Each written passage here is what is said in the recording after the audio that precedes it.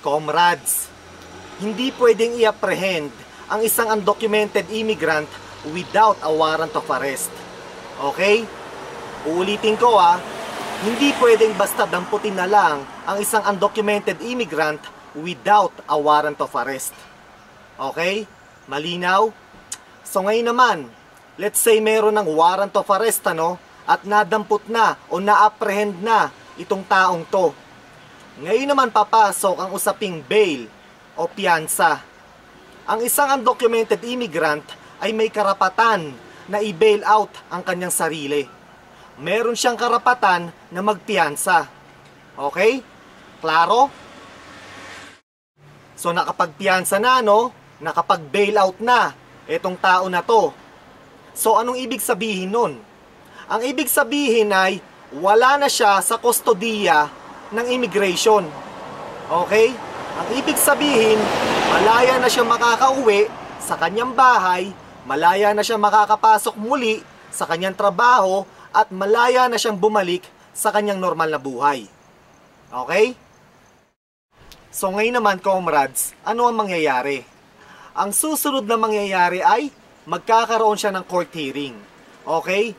Iseset ang date, magkakaroon ng set date kung kailan siya haharap sa hukom o sa isang judge. Okay?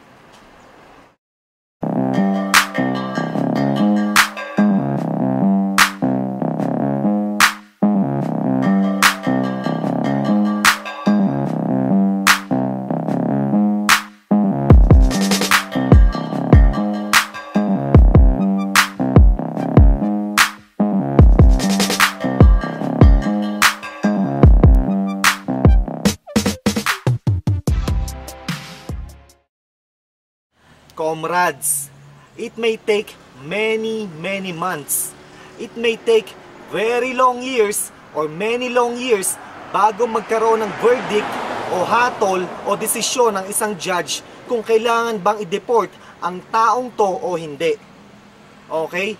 Ngayon, kung sakaling nagkaroon ng hatol na siya ay dapat ma-i-deport o dapat i-deport, ang tanong ay kailan? Kasi comrades, hindi pwedeng basta i-deport itong taong to right away. Hindi ganun yun. Ang tanong ay kailan. Okay? It may take 1 year, 2 years, 3 years, 4 years, 5 years, even a decade bago tuluyang ma-i-deport itong taong to. Okay? Case-to-case basis yan. Case-to-case basis. Kaya ang fate ng isang undocumented immigrant ay nasa kamay o nasa mga kamay ng isang judge at hindi nasa kamay o nasa mga kamay ni Donald Trump. Okay?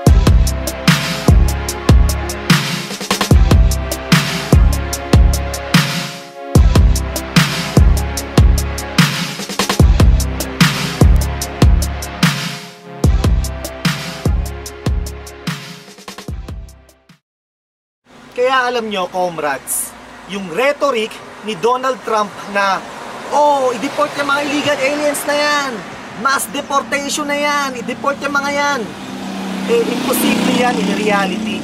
Imposibleng ma-execute yan in real life. Kasi nga, meron tayong judicial process na sinusunod. Ano to, Nazi Germany? At si Trump ay si Adolf Hitler? Hindi ganun yun, mga katoto.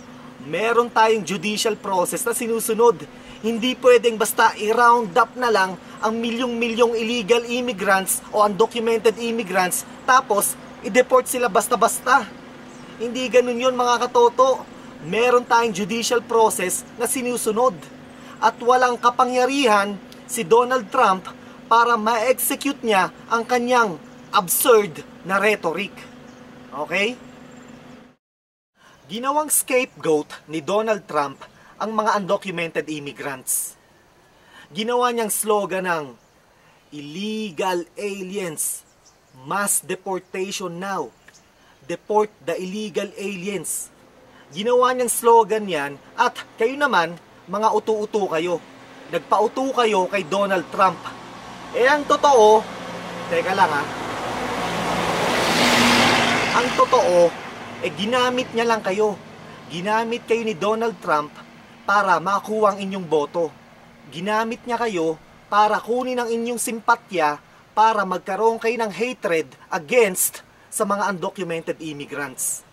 Nagkaroon siya ng rhetoric na, ang mga illegal aliens na yan ay mga rapist yan, mga addict, mga terorista, na wala namang katotohanan.